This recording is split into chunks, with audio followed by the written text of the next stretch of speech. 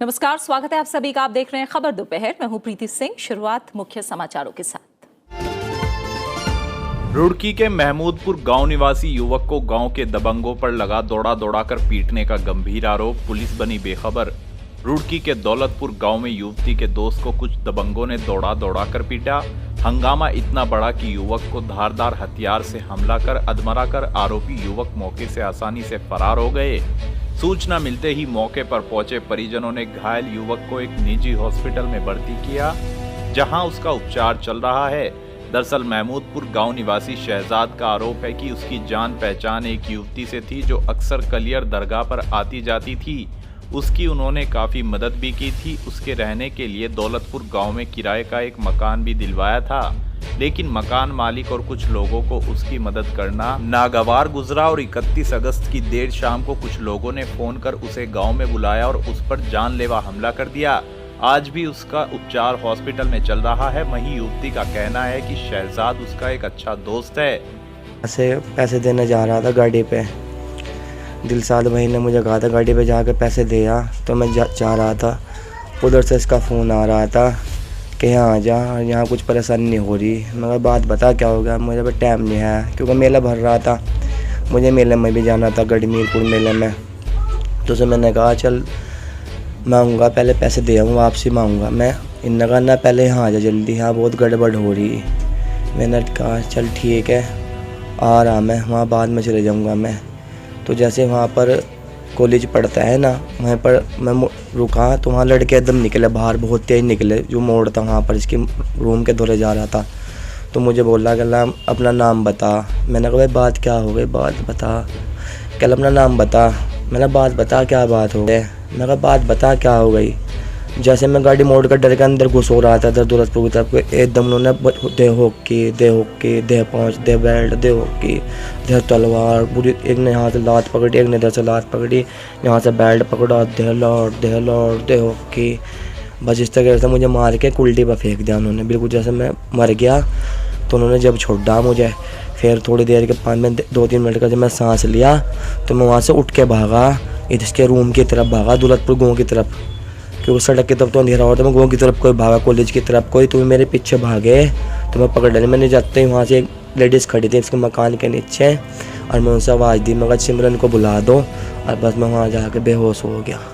बस ये वाक़या हुआ मेरे साथ। कहता कि तू उसे बुला ले, चाहे मकान मालिक के लड़के को बुला ले, रवि को बुला। मैंने कहा मैं भी कॉल कर रहा, रुक जाए 2 मिनट रुक जा, मैं अपनी जानने वालों को बुला रहा।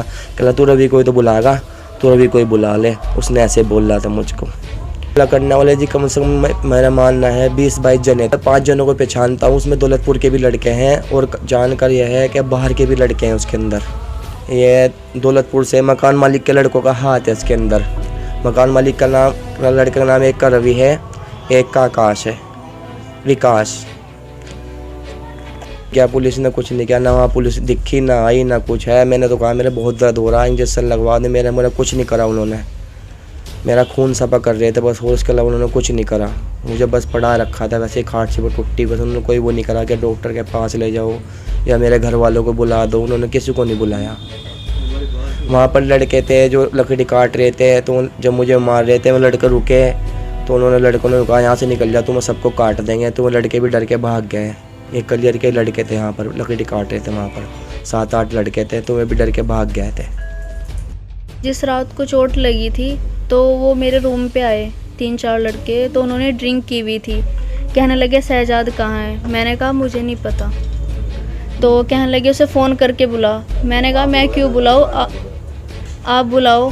तो कहने लगे कि नहीं तू ही बुलाएगी।